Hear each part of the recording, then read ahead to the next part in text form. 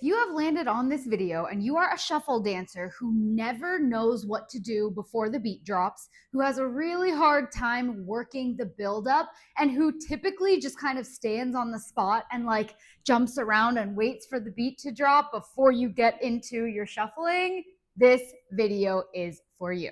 So if we have never met before, I am Alex, the founder and creator of Shuffle Shred, which is all about shuffle dance education and mindset. And I'm going to help you today with what to do, some ideas of how you can actually incorporate the build up and be a dancer, okay? This is something I see with shuffle dancers a lot. And I think it's because a lot of shuffle dancers don't come from a dance background. So when it comes to like the footwork that is very technical and we know exactly where our feet are supposed to go, we're cool.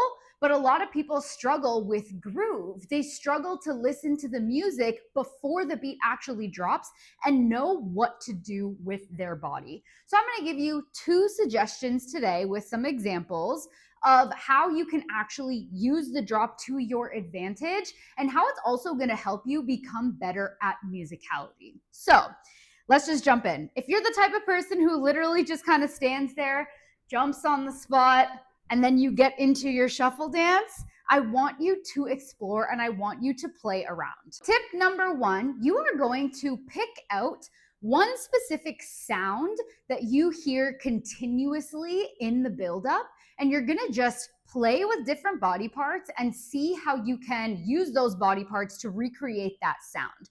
So I'm gonna give you a non-music example, and then I'm gonna turn some music on and we'll go from there. So a non-music example, let's say that there is a sound that's like wah, wah, wah, wah.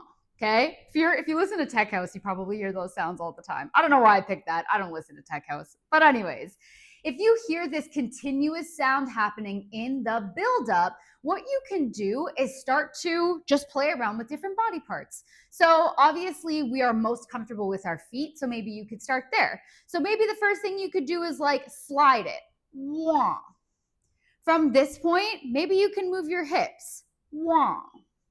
From this point, maybe you could move a knee. Wah. From this point, maybe you can move your chest. Wah. From there, you could move your head. Wah. Your shoulder. Wah. You know what I mean? This noise is probably getting annoying to you right now because it's annoying to me. But you can see what I mean about just simply picking a noise and just seeing how you can move to it. Maybe it's just a simple turn of the head. Maybe it's a simple pop of the knee. How can you get your different body parts? And notice all I did was I literally just looked down and I was like, okay, I can move my elbow now. I can move my knee now. When you're freestyling and you're literally preparing for the drop, I understand you're not going to have that type of time to think about it, but I recommend playing a song and playing the build up before you hit record, before you try to get the perfect video or do the perfect run or the perfect round, and just play with this exercise. So I'm going to give you some examples now. What I'm going to do is I'm going to pick a specific sound in the music, and then I'm going to, move my body, move different body parts through the buildup.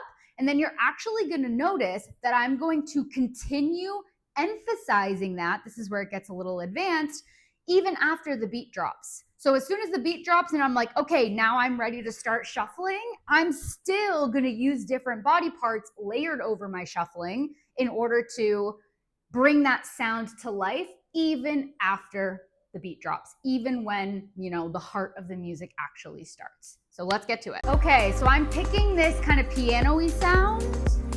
It's like an expansive type of sound. Okay, now watch me play with it.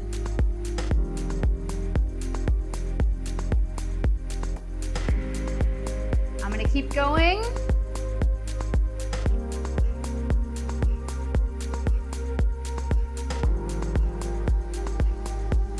Starting to build up the groove, right?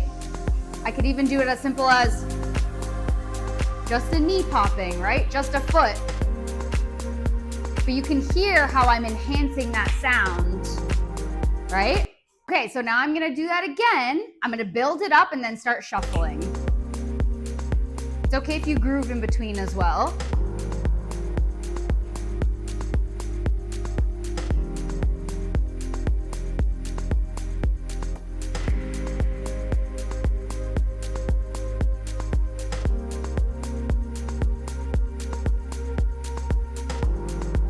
Here comes the shuffle. Watch how I still use the sound.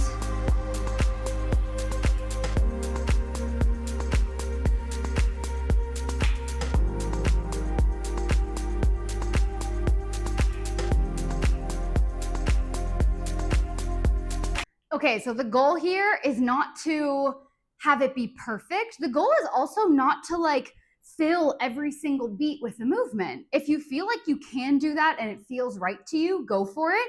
But there's a lot of power in accentuating the and then kind of just like keep moving slowly till the next one,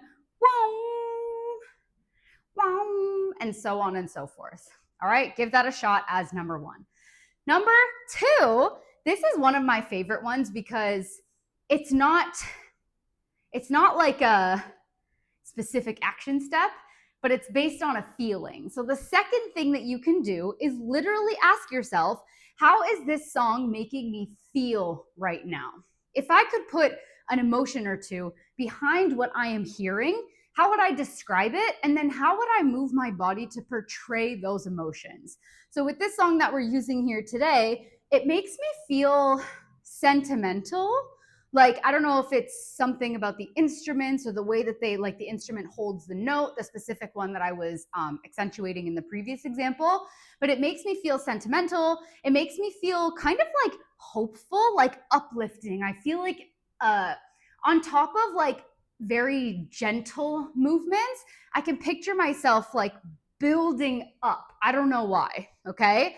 You might interpret it completely different, and every single song is gonna make you feel something different. If we were doing techno right now, maybe it would make me feel like down and dirty and like excited and aggressive, right? And then I could pick completely different ways to use the buildup before I start shuffling. Maybe we'll do a quick techno example after this. That way you can see the difference based on the feeling, okay? So we're gonna do another example here. So all I'm gonna think about is how would I move and interact with my space, even if it's just chill, right? I know a lot of y'all are shy. If you're not a dancer to begin with, might feel really awkward to move your body in ways outside of shuffling and combine it with your shuffling.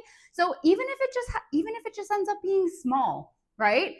If no one was watching, which if you're watching this, you know, you're probably like in your living room, no one is watching.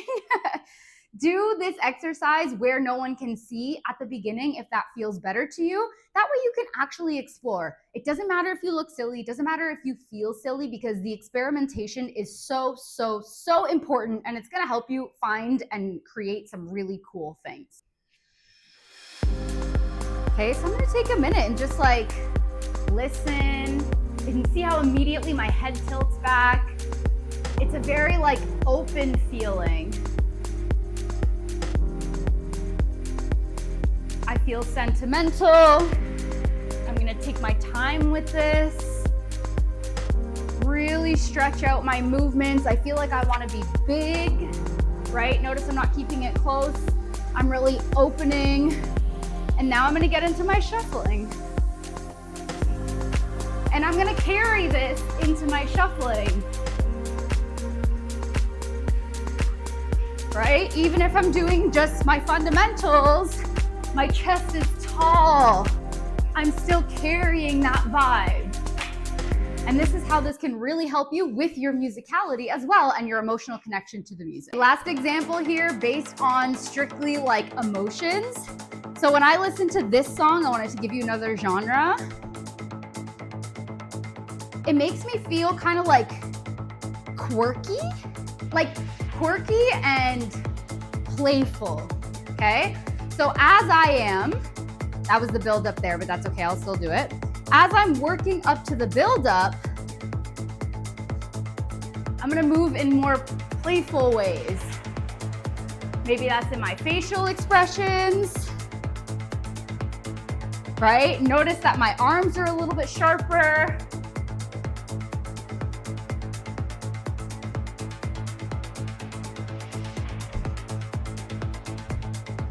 And then watch how it changes.